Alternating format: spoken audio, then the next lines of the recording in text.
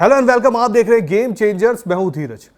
दिवाली खत्म हो चुकी है, छुट्टियां खत्म हो चुकी है, लेकिन जिस वक्त आप दिवाली के पटाखे फोड़ने में बिजी थे, एक बॉम्ब पाकिस्तान में फटा। वैसे आम है, वहां की जो पाकिस्तान क्रिकेट बोर्ड है या पाकिस्तान कॉमेडी बोर्ड है या पाकिस्तान सर्कस बोर्ड है, जिसको हम आमतौर पर इन सब चीजों से बुलाते हैं, इसलिए नहीं बुलाते क्योंकि हम उनका मजाक उड़ाते हैं, इसलिए बुलाते हैं क्योंकि वो ये चीज बार बार दुनिया के सामने रखते हैं।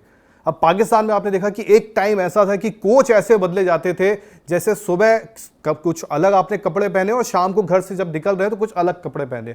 तो इस तरह कोच बदले जाते थे। और अब पिछले 2 साल में अगर मैं कहूं तो कप्तान ऐसे बदले गए हैं कि अगर आप गिनना चाहेंगे तो शायद 2 साल में आपको 10 ऐसा मिल जाएगा, 10 बार ऐसे मौके मिल जाएंगे कि भाई साहब कप्तान बदलता है। मतलब एक आप इसको अगर थोड़ा आसान शब्दों में कहें तो हर टूर्नामेंट के एक नया कप्तान नियुक्त होता है और कब किसे हटाया जाता है, कब किसे चुना जाता है, कोई लॉजिक नहीं होता है। और लॉजिक तो छोड़िए, मतलब समझ में नहीं आता। आप सोचोगे बातें क्यों कर रहा हूं, क्योंकि जिस वक्त आप पटाखे दिवाली के फोड़ने में बिजी थे, पाकिस्तान के जो ओडीआई के कप्तान है जिनको मोहम्मद रिजवान कहा जाता है, मोहम्मद रिजवान को हटा दिया गया। अब मोहम्मद रिजवान की अगर बात करें तो मोहम्मद रिजवान ने पिछले जितने टूर किए हैं, चाहे वो ऑस्ट्रेलिया गए हो, चाहे वो साउथ अफ्रीका गए हो, जहां जहां उन्होंने एज ओडीआई गए हैं, एज ओडीआई कप्तान गए हैं, कप्तानी अच्छी की है। भले चलिए सामने वाली टीम को आप थोड़ा सा ये कह सकते हैं कि वो टीम उतनी अच्छी नहीं दिखी थी, उसमें मेन प्लेयर्स नहीं थे, बट रिजवान ने हर जगह जाके एज ओडीआई कप्तान जीत हासिल की है। बट रिजवान को हटा दिया गया और रिजवान को हटाकर कप्तान जिनको नियुक्त किया गया उनका नाम है शाहीन शाह अफरीदी।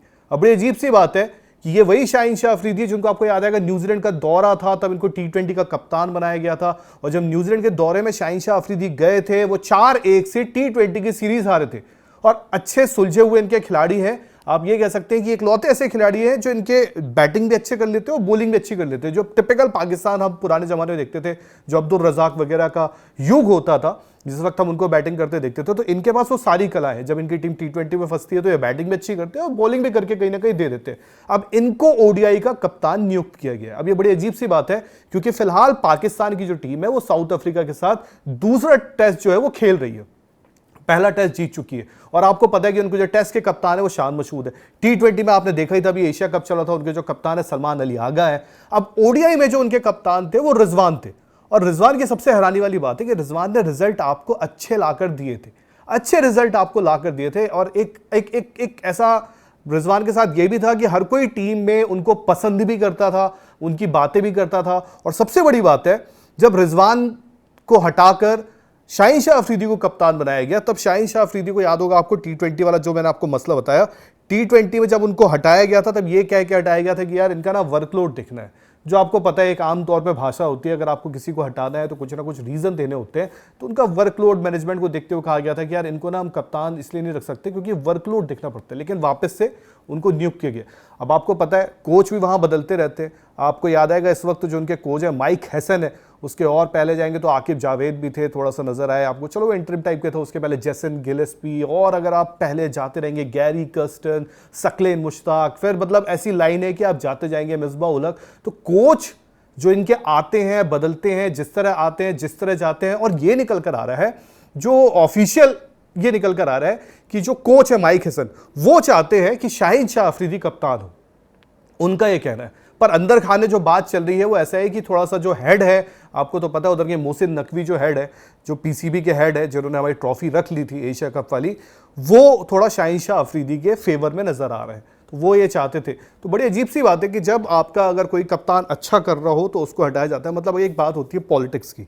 आमतौर पे हम क्रिकेट में ये बात करते हैं कि पॉलिटिक्स होता है, लेकिन समझ में नहीं आता यार पाकिस्तान क्रिकेट में बड़ा ही अजीब है। अब मैं आपको ना 2023 वर्ल्ड कप से लेके अब तक कितने कप्तान पाकिस्तान ने बदले हैं ना, वो मैं एक बार आपको बताता हूं। अब आप देखिए, सबसे पहले आपको याद आएगा बाबर आजम, आपको बाबर आजम याद आएंगे। और बाबर आजम जब थे उस टाइम आपको याद आएगा भारत में खेलने ये वर्ल्ड कप आए थे और बुरी तरह हार के यहाँ से भी गए थे। एक मैच जो ये जीते थे वो अगेंस्ट न्यूजीलैंड जीते थे। अब नवंबर 2023 में बाबर आजम ने कप्तानी से रिजाइन किया था। उसके बाद फिर नवंबर 2023 में शाहीन अफरीदी को T20 का कप्तान बना दिया। फिर नवंबर में टेस्ट मैच की जो कप्तानी थी, टेस्ट की जो कप्तानी थी वो शान मशहूद को दे दी गई 2023 में। 2024 आते आते शाहीन उसको रिमूव कर दिया गया कप्तानी से। फिर आप देखेंगे कि 2024 में फिर बाबर को दोबारा T20 का कप्तान बनाया जाता है, फिर बाबर फिर कप्तानी छोड़ देते हैं, फिर रिजवान को बनाया जाता है वाइट बॉल का कैप्टन, फिर अचानक सलमान अली हागा को बना दिया जाता है T20 का कैप्टन, रिजवान को हटा देते हैं, फिर अब रिजवान को ODI से भी हटा दिया गया है और शाहीन शाह आफरीदी को बना दिया।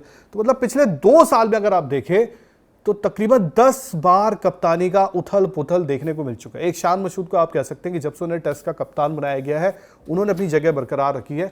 इसके अलावा अगर आप देखें तो हर किसी को अगर आप देखें तो आना जाना जो लगा रहता है, और ये बड़ा आम सा हो चुका पाकिस्तान क्रिकेट बोर्ड में, फिर वो चाहे कोच हो, फिर वो चाहे कप्तान हो।